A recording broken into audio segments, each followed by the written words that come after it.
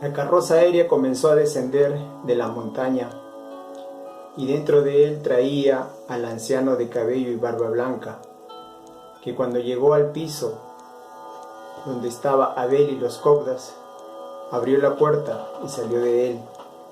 No habléis, dijo, y seguidamente cerró los ojos, y una onda de emoción formidable recorrió toda la montaña. El maestro está aquí, y se puso de rodillas. Y le dio la copa rebosante de jugo de uvas para que la bebiera. Maestro, ¿conocéis esta copa? Y Abel le contestó, es la copa de Antulio, donde bebió la muerte. Y el anciano le contestó, donde viviste la inmortalidad, le dijo. Era la copa de mármol blanco, donde estaba un anagrama, donde había dos manos que sostenían una antorcha encendida y que significaba, de la oración brota la luz. Acto seguido, el anciano hizo subir al maestro Abel a la carroza y fue elevado hacia las alturas. Cuando llegó hacia la explanada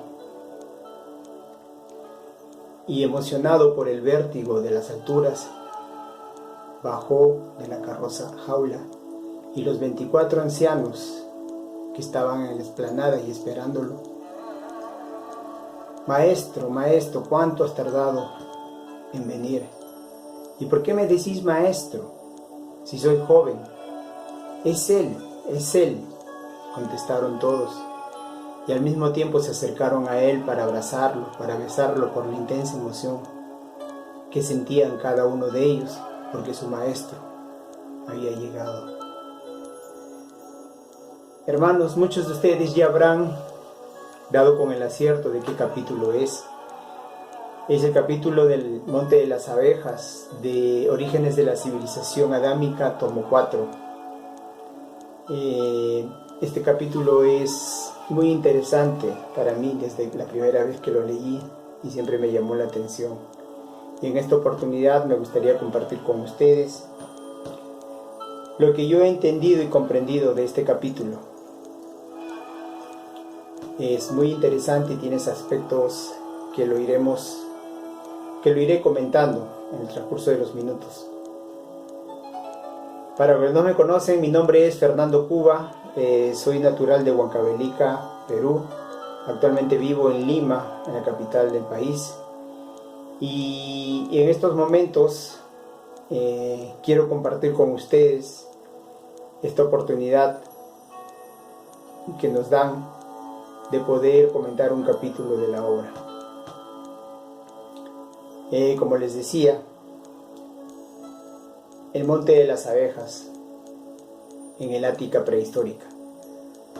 Era la tercera misión de Abel, era su tercera misión hacia el exterior.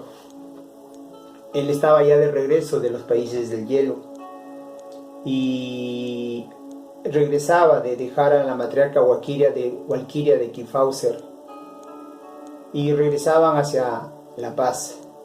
Pero los cobdas estaban muy ansiosos de llegar al Ática porque en él había dos aspectos fundamentales que ellos querían ver. Especialmente Abel, el notario, y el gran vidente Kerles, estos dos últimos formados en el gran santuario de Negadá, y por su vasta experiencia y mayoría de edad eran los indicados que acompañaban a Abel. Entonces ellos eran los que más premura tenían de llegar al Ática. Entonces, ya de regreso del Ponto Usino, en el velero Las Sin Alas, y cuando estaban cerca ya, le dijeron al capitán del barco que ellos necesitaban parar en el Ática, especialmente en el Monte de las Abejas. Pero el capitán, obviamente muy preocupado y que estaba muy decidido a cuidar la vida física del maestro Abel, no le pareció. Entonces el maestro tuvo que confesarle de que tenían que visitar a hermanos gemelos suyos que los estaban esperando. Entonces con esa confesión que le hizo el maestro Abel, se quedó un poco más tranquilo el capitán. Y obviamente le dijo, bueno, me tendrás que dar uno de los botes, la chalupa en este caso, ¿no? Que ese tipo se le llamaba. E irían el notario, Kerles, Abel y 4 coptas más, de los más jóvenes y diestros en el tema del manejo de los remos y el de navegar, ¿no? Y obviamente convinieron en que a ciertas determinadas horas iban a hacerle señales o avisos de que todo estaba bien. El interés básicamente de los coptas eran 2. El deseo de parar en el Ática era por 2 razones fundamentales.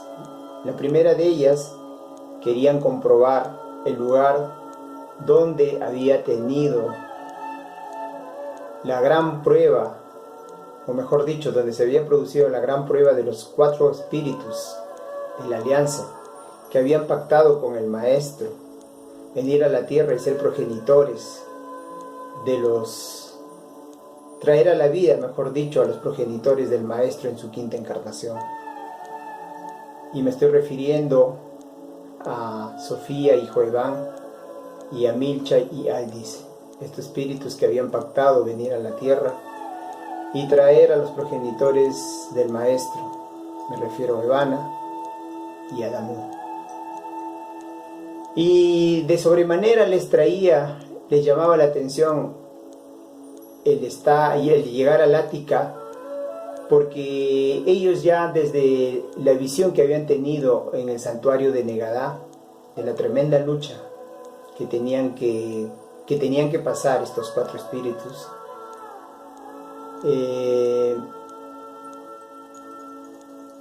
era fundamental para sus estudios espirituales, ¿no? Y ellos querían comprobar in situ dónde se había producido todo esto. Y el segundo aspecto era encontrar a sus hermanos gemelos, en este caso eran los dactilos, que eran los discípulos del maestro Antulio, que conservaban toda la enseñanza, toda la sabiduría del filósofo Atlante. Entonces, al encontrar a estos hermanos gemelos, obviamente iban a compartir toda la información que ellos tenían y que iban a llenar los archivos de las edades con los aspectos más oscuros de la humanidad que no se conocían, o que faltaban, o que habían estas lagunas, ¿no? en el gran archivo de las edades. Y hay un tercero para mí que es también fundamental, y es el gran discurso que da como el maestro, como Antulio, y se los da a coptas y dactilos, ¿no? En el cual hablan sobre el tema de la alimentación.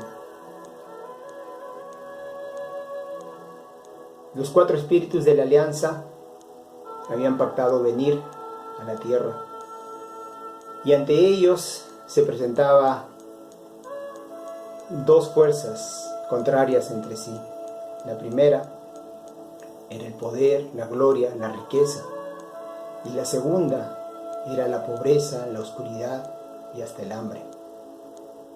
Sofía, hija de Noepastro, rey Atlante, que había venido con más de 100 embarcaciones y había desembarcado en todo lo que es Anatolia y toda la parte de lo que es el Ática, estaba presto a conquistar todos estos territorios, y para conseguirlo quería casar a la princesa Sofía con el gobernante de estos territorios.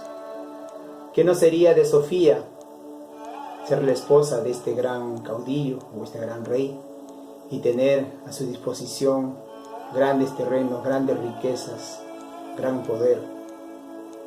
¿Qué no sería de Joeván, el generalísimo de los ejércitos de Noepastro? ¿Qué no sería de él también con riquezas y poder? Y también de Milcha, la esclava favorita de Sofía, ¿no? Entonces Y para Aldis, como amigo de Huayván, también se le presentaba un futuro muy prometedor. Poder, riqueza, gloria. Esa era una de las corrientes que la ley divina les ponía. Y la otra era la oscuridad, la humildad, la miseria, la pobreza. Entonces este aspecto fundamental de esta prueba que la ley les ponía a estos espíritus, les llamaba sobremanera a los cobras. Y como ya sabemos, decidieron ir por el camino de la pobreza y la oscuridad, porque al final cumplieron con su ley y cumplieron con la misión de traer a Adamú y a Evana para que sean los padres del gran maestro Abel. Y el segundo aspecto fundamental es el tema de los archivos de los dactilos. Ya el maestro estaba subiendo, pero para esto sabemos que los cobdas, había habido ya cobdas que habían ido y habían encontrado a los dactilos y que habían hecho croquis de cómo llegar. Eran 4 croquis que tenían, en este caso, Abel y los cobdas, y se guiaron por él para poder encontrar a los dactilos de la montaña. Cuando desembarcan del velero sin alas y llegan hacia las costas erizadas, de costas llenas de peñascos, azotadas por las olas, tuvieron mucho cuidado al bajar. Encontraron un túnel que estaba anegado, por el cual no podían subir, y escucharon también el aullido de un gran mastín. Y creo que esto se cumple también cuando leemos en Arpas, ¿no? El gran mastín, cuidador del santuario. En esta oportunidad también era un gran mastín que comenzó a aullar, dando aviso a los dactilos que había gente en la parte de abajo. Pero como no veían a nadie, entonces el notario mayor, agarró la banderita blanca y la agitó para que la pudieran ver desde arriba. Y aparecieron 25 banderitas, ¿no? Entonces, al aparecer las 25 banderitas, ya les estaban dando su aprobación de que podían subir. Entonces mandaron la carroza aérea, donde bajó uno de ellos, trayendo en su mano la copa de mármol blanco, como lo dije al principio. Ya cuando el maestro sube y llega a la explanada, y los 24 dactilos que estaban arriba, y se acercan y le preguntan: maestro, ¿cuánto tardaste en venir? Y todo eso, ¿no? Esa honda emoción, esa inmensa emoción cargada de amor, es indescriptible y se siente, ¿no? Se siente cuando lo lees con bastante atención, creo yo.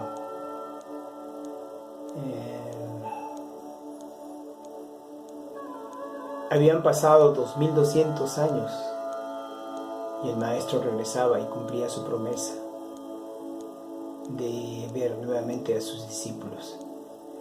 El gran maestro Antulio de Manetel, el gran filósofo y profeta Atlante, estaba de nuevo en la tierra, y los dactilos, llenos de emoción, llenos de alegría, de amor, estaban contentos porque su maestro había regresado. En este interín que ellos tienen de este encuentro con su maestro, ya habían subido varios de los cobras, siendo el último el dactilo que había bajado primero. Entonces todos en la explanada de esta montaña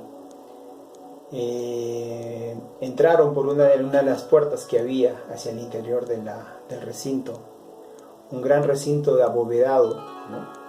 Donde había un gran pupitre en la parte central, y en las paredes y en los techos pues habían croquis de constelaciones, de sistemas solares, planos, inclusive hechos de globo, ¿no? Que al movimiento de la mano giraban alrededor, los planetas alrededor de un sol central. Entonces, en la parte donde estaba el pupitre había un gran antulio hecho de cera y que llamó sobremanera la atención de Abel, ¿no?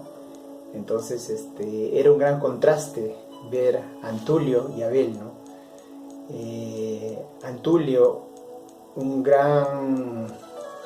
de un gran físico, esbelto, alto, de raza tolteca, de cabellos castaño oscuro, y el contraste con Abel, que era blanco, de ojos color ámbar y rizos dorados. Entonces eran dos contrastes, pero habían cierta similitud. El Antulio de cera sentado en el pupitre, con su manto, con su túnica de oro pálido, y al costado en la otra silla estaba el manto azul del maestro. Entonces todos los cobdas y dactilos comenzaron a sentarse en los pupitres alrededor de la mesa, en todos los asientos, mejor dicho, alrededor de la mesa, y los dactilos comenzaron a vestirle al maestro Antulio, mejor dicho, al maestro Abel, vestirlo con la túnica del maestro Antulio, la túnica de oro pálido y el manto. Entonces se concentraron y pidieron la esterilización de Antulio, ¿no? Y acá es el tercer aspecto que a mí me parece interesante, que es el discurso que da el maestro Antulio, ¿no? Y en un desdoblamiento espontáneo, el maestro Abel, en la personalidad de Antulio, comienza a disertar sobre la comida. Si ustedes me lo permiten, voy a leer esta parte, que es muy interesante y creo que se aplica fundamental para estos días y que hay que tenerlo en cuenta. Como os decía ayer, el alma del hombre necesita de que la urna que físicamente está encerrada sea pura como oro bruñido, como brillante de primer agua, como el lirio de valles. Antes de ser arrancado de su tallo, se ha de pretender que sus facultades superiores rindan al máximo de poder, de amor y de grandeza. La purificación del alma humana es la obra de muchos siglos y de muchas vidas de abnegación y de sacrificio, pero la purificación de la urna, en que ella se encierra como una crisálida en su capullo, es la obra de cada vida y de cada día de esa vida. El alma humana ha de responder ante la ley eterna del trato dado a esa urna o templo que la acompaña en cada vida. Como filósofo y médico os digo, es inútil pretender un organismo lozano, una sangre pura, un sistema nervioso perfectamente templado, ni funciones orgánicas inalterables, ni percepciones perfectas de los sentidos, porque la corrupción en que se basa la civilización de esta hora tremenda de la humanidad ha igualado casi el hombre a la bestia, en tal forma que se toma un vaso de veneno que destruye en un instante, y no presta atención en la alimentación relajada, viciada y corrompida y tóxica, con que envenenan, destruyen y corrompen la urna viva que encierra el alma inmortal, chispa indestructible emanada de la divinidad. Es tóxico para el hombre el ingerir en su cuerpo carnes de otros organismos vivos que ha debido atormentar para arrancarles la vida, lo cual no destruye las múltiples vidas parásitas que se alimentaban en cada gota de sangre, en cada célula de aquellos tejidos, en cada tubo conductor de las 1000 sustancias que forman una organización animal. Queréis nervios serenos, templados, y devoráis las carnes palpitantes de una bestia muerta a puñaladas. Queréis sangre pura y arrojáis en vuestros tubos digestivos todo el grosero e impuro que exhalan de sí los cadáveres de bestias descuartizadas, y cuyos pesados efluvios causan intoxicaciones en organismos sensitivos y delicados. hecha impura vuestra sangre y alterado vuestro sistema nervioso por la tóxica alimentación ingerida a vuestro organismo. ¿Podéis asombraros acaso de vuestros pulmones ulcerados, de vuestras carnes atacadas de lepra, de vuestros órganos corroídos por el cáncer, de vuestros miembros retorcidos por la parálisis de vuestra prole enfermiza y de vuestras ciudades llenas de ciegos y de idiotas? La divinidad da al hombre con abundancia los frutos de la tierra y hermosas sustancias nutritivas producidas de muchas bestias de la tierra, como la leche de ciertas especies de animales, los huevos de muchas aves, la miel de ciertos insectos, la infinita variedad de frutas capaces por sí solas de satisfacer los gustos más exigentes. ¿Cómo justificará el hombre su insensato afán de devorar con ansia loca aquello que causa daño sin cuenta a su propia organización? Y si gran cosa es la limpieza exterior de la urna material para el debido desarrollo de las facultades espirituales superiores, la limpieza interna del organismo lo es aún más todavía, porque ello implica la regularidad del sistema nervioso y la pureza de la sangre que se filtra momento a momento en todos los tejidos del organismo. Hombres jóvenes que me escucháis, inclinaos a la tierra madre y sembrad en ella todo cuanto es de verdad necesario para una vida sana, pura y feliz, sin morbosas y repugnantes manifestaciones de todos los desórdenes de la sensualidad que os empuja a inevitables cataclismos. Lo dice bien claro el maestro Antulio, ya lo dijo hace 10.200 años, que el consumo de carnes rojas, en este caso como les llamamos ahora, el consumo de carnes de animales descuartizados, apuñaladas, es bastante complicado. Y eso lo vivimos hoy, ¿no? Hoy día lo vivimos en los grandes mataderos, donde se sacrifican animales en grandes cantidades, vacas, cerdos, ovejas, toros, aves. Y uno sí se puede imaginar todo el dolor que hay en esos mataderos, todo el dolor que sufren estos pobres animales al ser sacrificados, ¿no? Da que pensar, y nosotros comemos esa carne, ¿no? O sea, todo ese dolor, toda esa angustia, todo ese miedo se transmite a la carne y a cada una de las células de la carne. Y lo dice el maestro Antulio, claro, y es sorprendente, lo dijo hace 10.200 años y se aplica para hoy. Muchos me dirán, sí, lo que interesa no es lo que entra a tu boca, sino lo que sale de ella, es verdad. Pero también es verdad que en estos tiempos ya debemos tener conciencia de lo que debemos alimentarnos. Yo no soy vegetariano del todo, no como carnes rojas, como carne de ave, que es lo que más como, y más como pescado, pero lo ideal sería que todos pudiéramos ir dejando, ¿no? El consumo de carnes rojas que tanto daño nos hace. Y tenemos la gran variedad de productos que nos da la naturaleza, legumbres, verduras, frutas, la leche de los animales, en este caso de las vacas, los huevos de las aves, la miel de las abejas. Y en este sentido hay que recalcar, el maestro habla en general y no lo centraliza a un solo tipo, ¿no?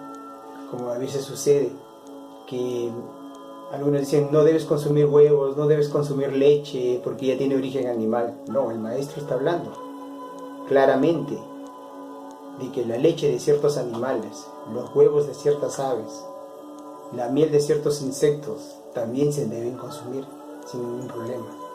Claro está, ¿no? Que obviamente hay mucha gente que es intolerante a la lactosa, hay mucha gente que no come huevos porque tiene mucho colesterol, pero eso es lo que a veces nos dice la ciencia, ¿no? Que tiene mucho colesterol, pero si nosotros comemos huevos regularmente no nos va a pasar nada. Estamos en una etapa, como decía una gran amiga mía y maestra, hemos nacido en esta época para adaptarnos a las circunstancias de todo lo que se vive hoy, para las tecnologías de hoy, pero eso no quita que obviamente tengamos una alimentación sana, ¿no? En este sentido creo que debería ir nuestra reflexión hacia este capítulo tan importante del maestro de Orígenes, ¿no? Y del discurso que da el maestro Antulio en ese momento. Creo que deberíamos evaluarlo de todas maneras, ¿no? Y poco a poco ir viendo nuestra forma de alimentación. Y terminando de leer este capítulo, porque es importante desde mi punto de vista, es para poder comprender lo que el maestro dice. La tierra os da sus cereales y sus legumbres, sus tiernas hortalizas que son del elixir de la vida y de salud. Sus árboles cargados de frutos de variadas especies, los cuadrúpedos su leche, las aves sus huevos, las abejas doradas el suave licor de su miel. ¿Qué más queréis? ¿Qué más? ¿Queréis corromper las fuentes mismas de donde brota la vida?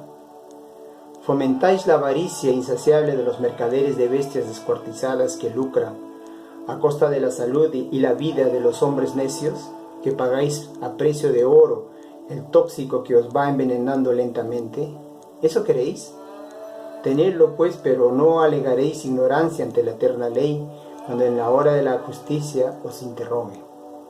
¿Qué habéis hecho de las facultades de vuestra alma, embotada por la pesada y grosera urna en que la habéis encerrado? ¿Qué habéis hecho de la salud y la vida y la mentalidad de vuestros hijos, de todas vuestras generaciones? Seres lascivos, crueles, malvados e idiotas por la materia monstruosamente deformada e impura que le habéis transmitido. Generación buscadora de sucios deleites, la justicia divina os borrará bien pronto de la faz de la tierra, donde todo lo envenenáis con el hálito emponzoñado de corrupción y de crimen. Gobernantes sin corazón y sin conciencia que toleráis sonrientes, viendo llenarse de oro vuestras arcas, que los mercaderes de la salud pública envenenan y corrompen la sangre y la vida de generaciones inmensas, de seres llamados a ser arcángeles de luz en los cielos infinitos. El joven orador se estremeció ligeramente, dejóse caer en el asiento de su pupitre y abrió los ojos, como si se despertara de un sueño. El anciano Atlas, que tenía sobre las rodillas un grueso cartapacio de telas enceradas, había ido comparando el discurso del joven maestro con el último discurso del filósofo Atlante el día en que en la misma aula fue tomado prisionero y conducido al tribunal sacerdotal que le había de juzgar. Es exacto, mirad, dijo a Cobdas y Dactilos, acaba de pronunciar desdoblado el mismo discurso y se ha interrumpido en el preciso momento en que llegaron los esbirros para prenderle. ¿Qué son 22 siglos para la potencialidad de un alma que ha escalado ya las más altas cumbres? Nada, contestaron todos, nada. Oh, qué extraño sueño, dijo Abel. Soñé que yo hablaba ante un inmenso auditorio de hombres y mujeres jóvenes y que mi locución fue interrumpida por agentes de la justicia humana. Habéis vivido un pasaje de vuestra vida de Antulio, le dijo el Atlas, besándole la frente, aún ceñida con la cinta azul violeta, como una corona sobre sus rizos dorados. Realmente es impresionante cómo el maestro Antulio se presenta en un desdoblamiento perfecto ante Cobdas y Dactilos para proseguir su discurso, que fue interrumpido por los sacerdotes atlantes, ¿no?, que lo querían juzgar. Bueno, creo que el capítulo habla por sí solo y se aplica a nuestros tiempos, es atemporal prácticamente. Mientras esta humanidad todavía no cambie su manera de pensar, no cambie sus costumbres, este capítulo va a seguir vigente. Ya cuando la humanidad de aquí a 200 años, quizás, ya cuando tenga otra forma de pensar y otra manera de ver la vida, el comer carne será completamente ignorado, ¿no? Entonces, yo creo que la reflexión va por ahí. Hay que rescatar de este capítulo la enseñanza profunda que nos da, ¿no? Y creo que para complementar el tema de este capítulo hay que continuar con el siguiente, que es como tórtolos entre las peñas, que es un capítulo que complementa en la descripción de lo que son los dactilos y todo lo que era su organización y cómo estaban divididos en el tema de sus conocimientos, ¿no? Entonces yo les invito a terminar de leer el siguiente capítulo, que obviamente va a complementar con este capítulo del Monte de las Abejas.